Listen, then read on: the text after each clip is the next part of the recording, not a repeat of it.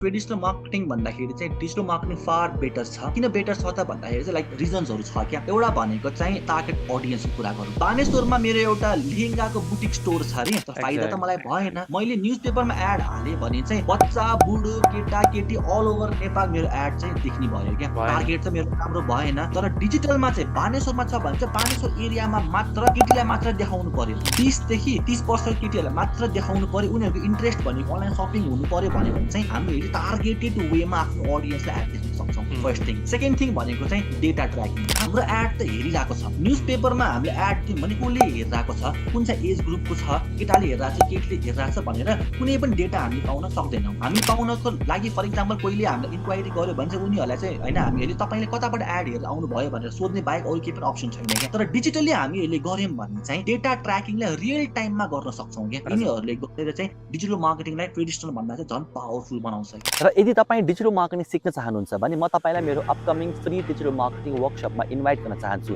बायोमा जानु होला, त्यहाँ एउटा लिङ्क छ, त्यो लिङ्कमा क्लिक गरेर मेरो अपकमिङ वर्कसपको लागि रेजिस्टर गर्नु होला। See you inside the workshop.